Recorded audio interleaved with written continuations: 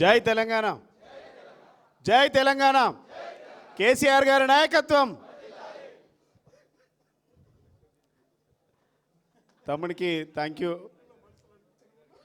ఈ కార్యక్రమానికి ముఖ్య అతిథిగా విచ్చేసినటువంటి మనందరి అభిమాన నాయకులు వర్కింగ్ ప్రెసిడెంట్ రామారావు గారికి అన్నగారికి, అదేవిధంగా ఈ కార్యక్రమంలో పాల్గొంటున్నటువంటి గౌరవ పెద్దలు అక్క సబితక్క గారికి, కర్ణ ప్రభాకర్ అన్న గారికి, మిత్రులు సుమన్ గారికి, కిషోర్ గారికి, రాకేష్ గారికి, అదేవిధంగా కార్తిక్ రెడ్డి గారు, కిషోర్ గారు, తుంగ బాల్ గారు, అదేవిధంగా శ్రీధర్ అన్న, మా శివప్రద్ పటేల్ గారికి, రామ్మూర్తి గారు, సతీష్ గారు, అందరికీ కూడా పేరు పేరున మిత్రులందరికీ, బీఆర్ఎస్ పార్టీ విద్యార్థి విభాగం సాగర్ గారికి, స్టేజ్ ముందున్న స్టేజ్ వెనకాల కూర్చున్నటువంటి బీఆర్ఎస్ పార్టీ విద్యార్థి విభాగం నాయకులందరికీ, మీడియా మిత్రులకు, అదేవిధంగా మా చెల్లెళ్ళందరికీ కూడా పేరు పేరున నమస్కారాలు తెలియజేస్తాం.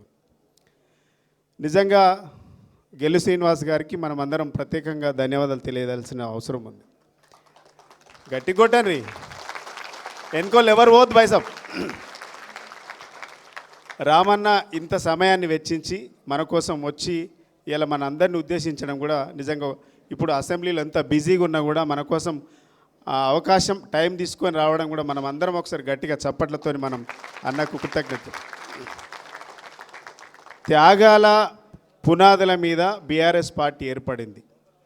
త్యాగాల పునాదుల మీదనే తెలంగాణ రాష్ట్రం ఏర్పడింది. కాంగ్రెస్ పార్టీ అబద్ధాల పునాదుల మీద కాంగ్రెస్ పార్టీ అధికారంలోకి వచ్చింది. వాళ్ళ చెప్పేవన్నీ అబద్ధాలే, చేసేటివన్నీ అబద్ధాలే. ఈ 2.5 సంవత్సరాలలో కాంగ్రెస్ పార్టీ ఫలానా స్కీమ్ బరాబర్ సక్సెస్ చేసినాం, ఇది చెప్పుకోవడానికి ఒక్క పథకం, ఒక్క సంక్షేమ పథకం కానీ ఒక కార్యక్రమం కూడా లేదు. బీఆర్ఎస్ పార్టీ అధికారంలోకి వచ్చిన తర్వాత సంవత్సరంన్నరలో మనం ఫలానా పథకం చేసినామని చెప్పుకోవడానికి మనకు చాలా కార్యక్రమాలు ఉండే. ఎన్నో సంవత్సరాల నుంచి కరెంటు సమస్య ఉండేది, నీళ్ళ సమస్య ఉండేది. కానీ సంవత్సరంన్నర లోపల మన నాయకుడు కేసీఆర్ గారు 24 గంటల కరెంటు, దేశానికి మొట్టమొదటిసారిగా 24 గంటల ఉచిత నాణ్యమైనటువంటి కరెంటు ఇచ్చినమని చెప్పుకొని గల్లా ఎగిరేసుకొని బరాబరు చెప్పుకునేటువంటి సత్తా బీఆర్ఎస్ పార్టీకి ఉండేది. మిషన్ భగీరథ కింద ఇంటింటికి నల్లా నీళ్ళు ఇచ్చినామని చెప్పుకునేటువంటి దమ్ము ఆనాడు ఉంది, ఈనాడు కూడా ఉంది. ఇట్లా చెప్పుకుంటూ పోతే బీఆర్ఎస్ పార్టీ హయాంలో కేసీఆర్ గారి నాయకత్వంలో చేసినటువంటి అనేక సంక్షేమ పథకాలు, అనేక కార్యక్రమాలు చెప్పుకోవడానికి మనకు సంవత్సరంన్నర లోపల చెప్పుకోవడానికి చాలా అద్భుతమైనటువంటి కార్యక్రమాలు ఉండే. కానీ కాంగ్రెస్ పార్టీ 2.5 సంవత్సరాలు అయింది. ఒక్క కార్యక్రమాన్ని చెప్పుకొని కాంగ్రెస్ పార్టీ కార్యకర్త, ముఖ్యమంత్రి, ఎమ్మెల్యేలు, మంత్రులు ఫలానా కార్యక్రమం మేము చేసినామని చెప్పుకునేటువంటి ఒక్క కార్యక్రమం కూడా లేకపోవడం నిజంగా ప్రభుత్వానికి సిగ్గుచేటు. వాళ్ళ ధ్యాస అంతా ఎక్కడుంది? రియల్ ఎస్టేట్ మీట్ ఉంది. వాళ్ళ ధ్యాస అంతా ఎక్కడ ఉంది? సంపాదన మీద ఉంది. బాయ్సాబ్ వీళ్ళు ఎవరు సప్పుడే కానీ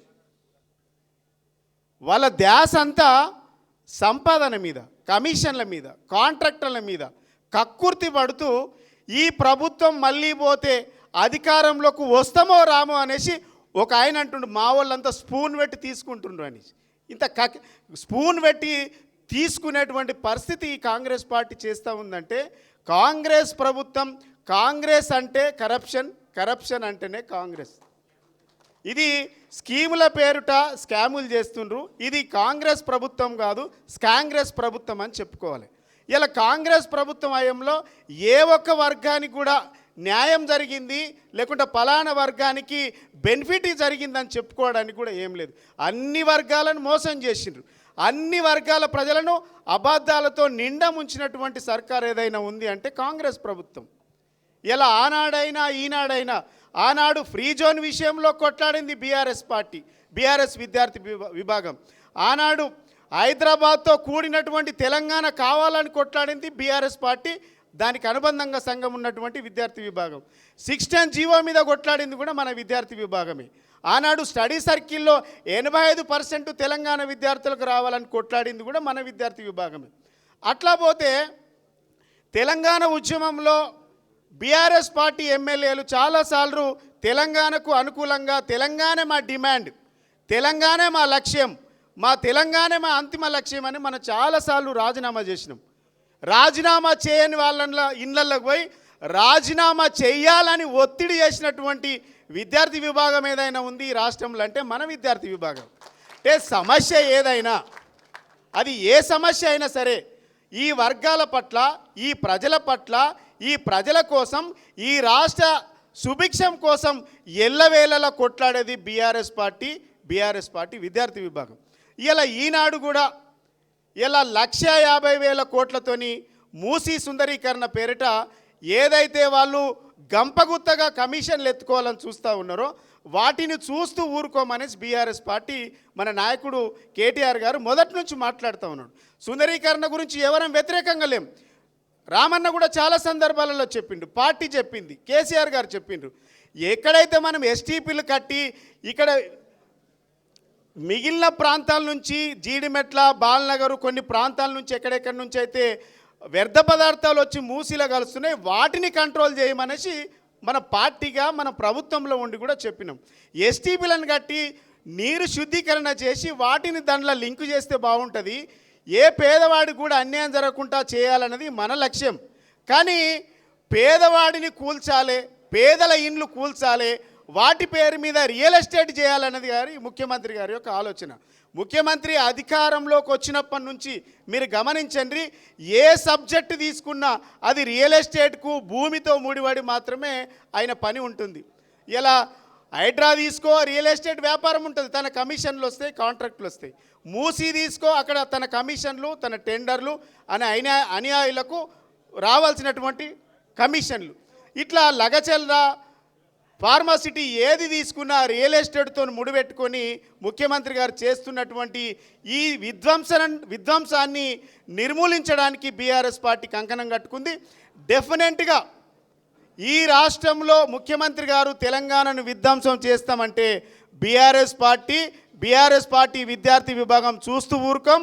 ఆనాడు ఎన్నికల్లో ఏ విధంగా అయితే తెలంగాణకు వ్యతిరేకంగా ఉన్నటువంటి వాళ్ళను అడుగున నిలదీసి తెలంగాణకు అనుకూలంగా మార్చుకున్నామో, ఈరోజు తెలంగాణ గుండెకాయ అయినటువంటి హైదరాబాదును విధ్వంసం చేస్తామంటే ఊరుకోం. కాబట్టి ఇలా రామన్న నాయకత్వంలో మిత్రుడు గెల్లు శ్రీనివాస్ గారి నేతృత్వంలో వేసినటువంటి 50 టీములు ఏవైతున్నాయో ప్రతి గడపకు, ప్రతి బస్తీకి వెళ్ళి బస్తీ వాసులను అవేర్నెస్ చేయాల్సినటువంటి బాధ్యత కూడా మనందరిపైన ఉంది. మనం అందరం కంకణం కట్టుకొని ఈ హైదరాబాదులో ఉన్నటువంటి బస్తీ వాసులకు అండగా ఉందాం, హైదరాబాదును కాపాడుకుందాం.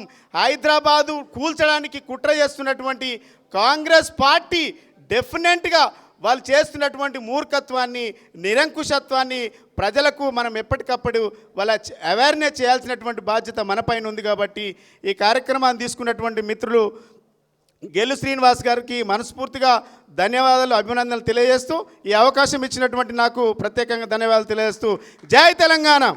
Thank you.